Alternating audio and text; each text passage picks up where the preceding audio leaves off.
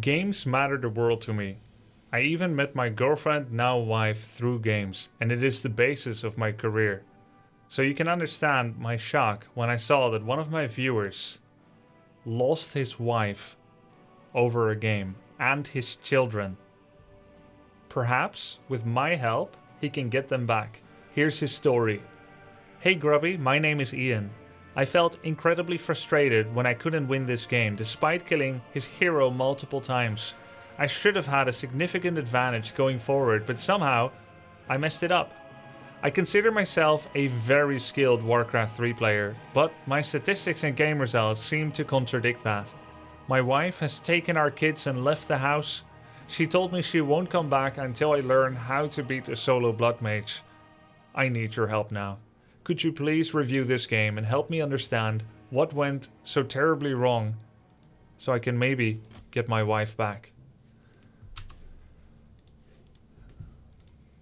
So it's Ian against Debugger. Debugger playing as human on Lost Temple and Ian playing as orc. He opens up with an altar. So immediately I'm thinking, if you want to get girlfriends or wives or keep them, it is very important to be assertive and aggressive. But not scary aggressive, but more like you know what you want to do. You know how you want to win, you know the goal, and you're going to go and get it. So I'm already seeing here headhunters. Headhunters are kind of awkward on Lost Temple. I thank you. Even if that's your build. Thank you so much, Khalid. Even if that's your build, I wouldn't recommend it as much on Lost Temple because the healing fountain really favors strong, burly men and not so much scraggly, weak, pin-pick throwing headhunters. There's two openings that I would advise on Lost Temple. Either early barracks with grunts, you immediately clear your natural and you go for a tier 1 expansion and try to hold it while harassing their expansion. If they go and cancel your expo, you get to do damage to their expansion. Alternatively, you play a 1-base style, either with double Beastry or Beastry and Totem. You go to tier 2 pretty quickly with 1 grunt or 2 grunts, and then you start contesting for the middle and using the healing fountains, percentage-based healing, to get bonus health points. You're off to a pretty weak start. This is the equivalent of offering to carry a heavy bag for a girl holding the door open and then going home and saying, my 5-year plan is in the works. This isn't gonna impress anyone. You're gonna be level 1.4, 1.5, no items, no natural expansion, and it's just a weak opening. You don't have any information. Do you even know what she likes? Would your kids look up to this? To you just doing some scouting? It's like, yeah, I don't really know what I want yet, but I'm just going to kind of look around. No, you seize the day, you seize the moment. So you see a blood mage. He's level 2, but he starts the first camp that you just started. Did you ever think that maybe he already has an expansion coming? You're focusing very much on what's in front of you, the footies here. But what if that's what he wants you to look at? Is there not always a hidden meaning? If your wife says she's fine, you believe her? No, you're in trouble, mate. If she's fine, you're in trouble, and you need to start thinking about what you did wrong so that you can try to fix it. He has an expansion coming up right here, and you're killing footmen? No, this isn't about the footman. That little argument about whether the footman dies or not, that's just a little thing. What's really the problem here is that you're not sharing the mental load for your lives together here. You need to do your part and do better and be better. So you've got the footman, but in the large overarching picture, he now has a second base, and you're gonna TP out because you have commitment issues. You could die for it here. You could die for that final peasant, but you're going back because you're scared. So you town portal home, you do have the Voodoo Lounge ready, which is kind of already planning. You're kind of planning to fail. That's sad. That's not confident. I think women and even your children will like to see it more if you're confident and competent. Plan out your strategy and don't plan to TP out and get hurt. You could have healed up at the healing fountain, right? You could be healing up there. You could like just not get surrounded. Don't TP out. So this is a problem we need to work on a bit. A little bit work on your confidence and on your planning. Don't just start a game because you feel like having fun and relaxing after a heavy day at work. That's not enough anymore. You start a game. I want to see you have a plan for how you're going to spend the day. All right, what's the itinerary? Are you going to go to the zoo? Did you bring enough nappies for the baby? Right? You can't just go out and expect her to do all the thinking. You need to think about what's needed. Any clean wipes if they get sticky fingers from cotton candy, the kids. This is what I want from you. I want you to start being more like a partner. Where is, for instance, your second clarity potion? You're very low on mana. So you're making another burrow here, and you're going to go for a second hero, but he has an expansion. It's not about the Blood Mage and what's in front of you. It's about what is not in front of you. You jump in there and you see he's tier 1, but you haven't yet scouted his expansion.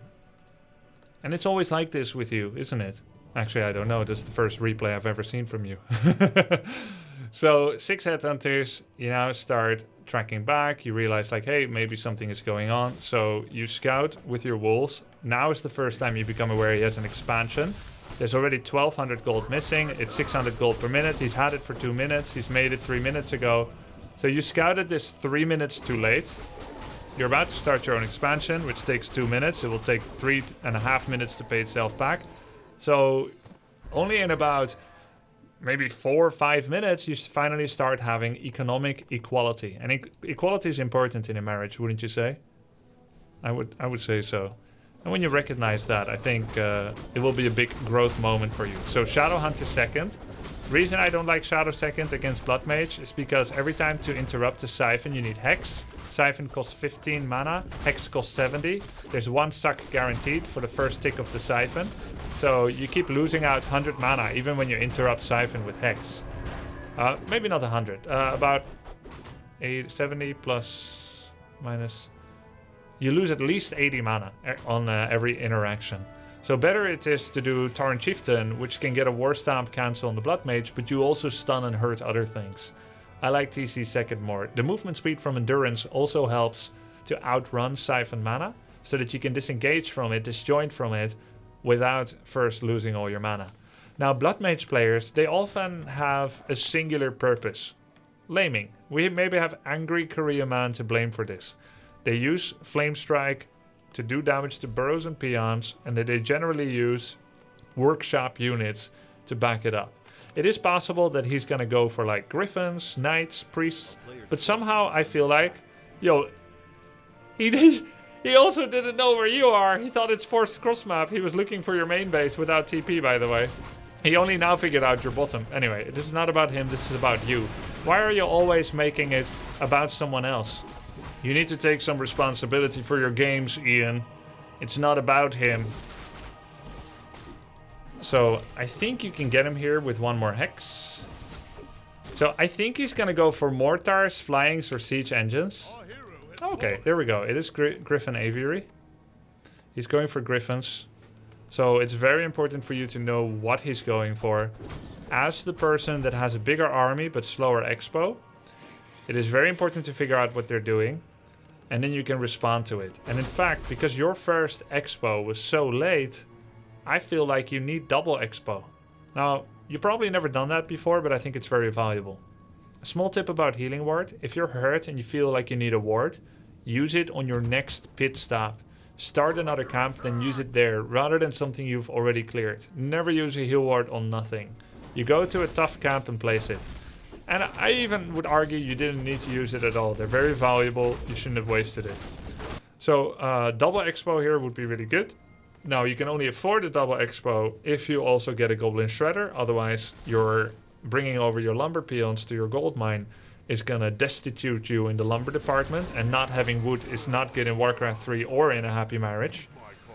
So now he comes in with the Blood Mage. He has TP and heal pods. You currently do not have a town portal. You're gonna TP home. But it will take you a while to deal with this. I like you to think not just of spamming headhunters, but to make the unit that is right for the occasion. It's perfectly fine not to make any units for a while if you don't know the right unit yet. And also try the following ones, which not a lot of people do, but it is advisable. Try making a combination of headhunters and grunts sometimes. One unit gets counted in one way, in this case defend footies, whereas a couple of grunts could have done much to hurt these footies. I wouldn't have gone any headhunters on Lost Temple against human, but if you make a couple, at least see that he's just spamming footies and then transition to grunts, which will do a lot better against footies. So you definitely should take out your peons out of the burrow. You don't need their DPS. You're losing a lot of money at a crucial time. Your macro is flagging for basically a distraction attack. He can mess up all he wants. He could lose his units and hero because this is the time where he's mining a lot and you're not. You're mining with one peon. You're so busy. You think it's about the micro here. It's not. This is not about micro. This is about macro. You're 27 pop and he is just banking on 2 bases. Which is why in this fight you should not TP in a death trap to cut him off. You should TP in space so you can dodge flame strike. Just kind of use wolves and hero attacks to drive the footies back. And put all your headhunters to focus the blood mage so that he goes away. Because defend footies will block your piercing attacks.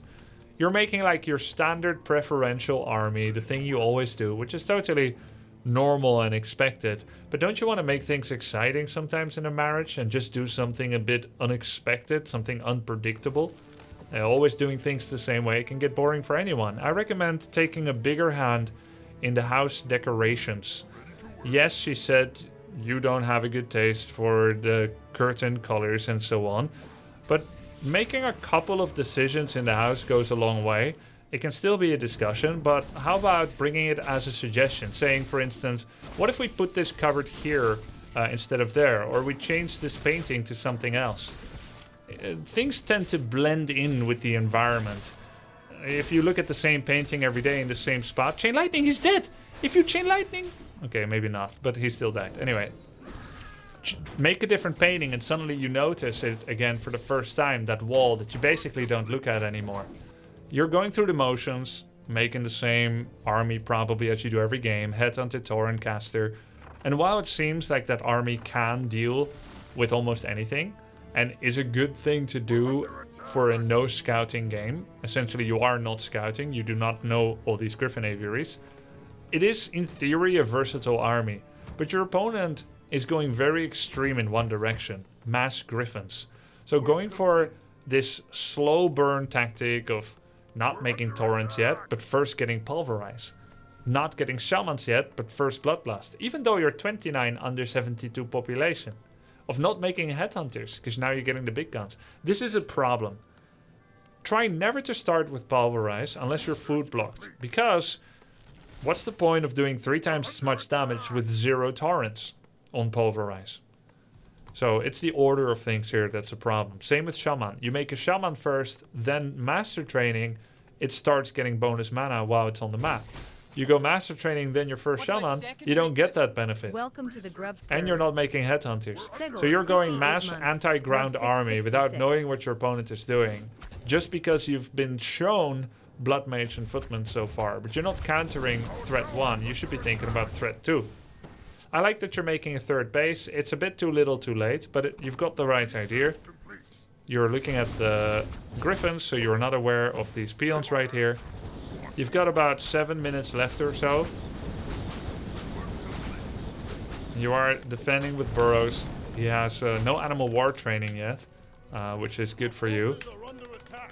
And even though you saw the Griffins, you are still finishing your Tauren, which is a problem. You are not responding to anything you see.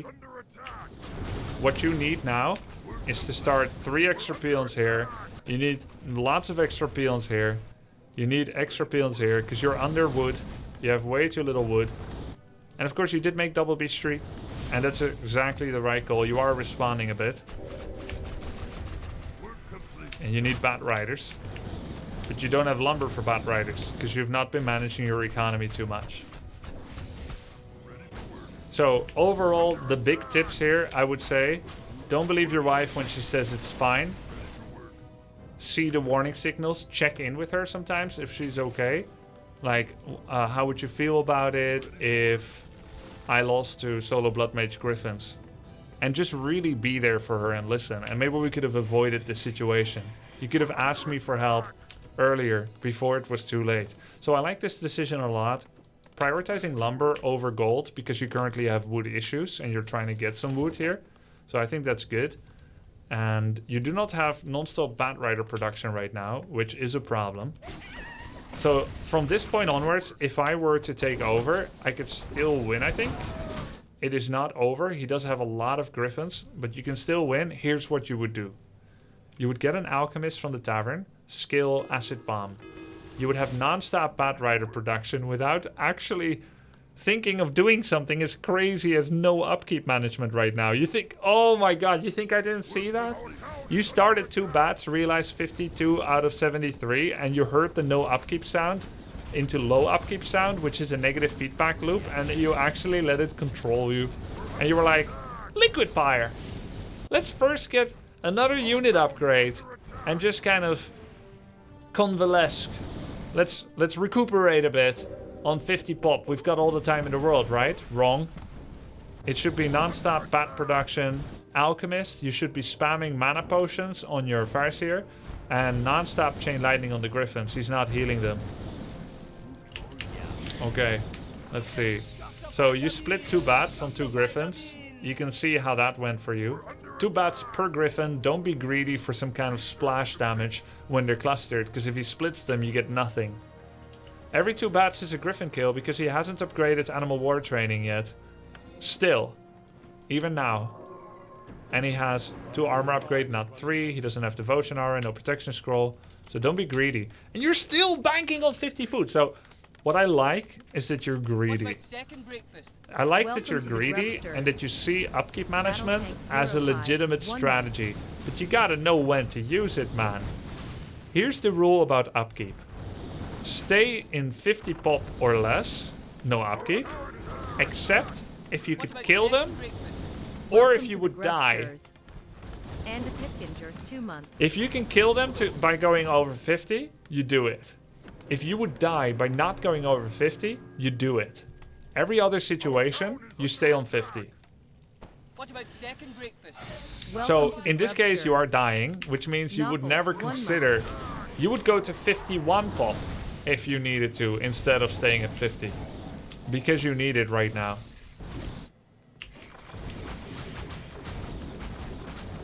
So you're still not spamming bats. You've got the money, but you're not spamming bats, which is insane to me. And this thing right here, this makes me feel like you do not control group your bestiaries. Maybe you do not know how to control group buildings, or you only know how to do it by double click when they're on the same screen. So let me explain. You click this bestiary, then you hold shift, then you click this one as well. Then you press Ctrl 4. And then every time you're pressing 4B, 4B, 4B, 4B to make bat riders. B, B, B, B, B, B, B, B, 4B, B, B, B, B. So now you're finally making mass bats, but you've got nothing left. He's got Phoenix. You let your torrent stand next to the griffins. He can't have his wife back with that severe wood issues. Exactly. That's right. That's the problem. No matter how much gloves of haste you have. So you killed the phoenix, but not the egg. You left your torrents under the cliff that he has attacked 15 times before, hoping he wouldn't come for a 16th time, but he did, and these corpses are evidence of it. And you're still using bats without confirming lethality. You must confirm lethality. 2 griffins on a bat, 2 bats on a griffin, or 1 bat on a less than half HP griffin. Save him up and splash him up. You could have still won this. GG, well played. Good manners. Alright, I need to see you fall down on all fours and give me 50 games, Ian. 50 games of better macro. And then maybe we can start talking about visitation rights and eventually, perhaps, having setting up a meeting again with your wife. I'll mediate this one. You just sit back and train first, and when I think you're ready, we're gonna make a proposal for reunification. Alright, thanks for sending in the replay. Hope I wasn't too harsh on you. Sup to the grub.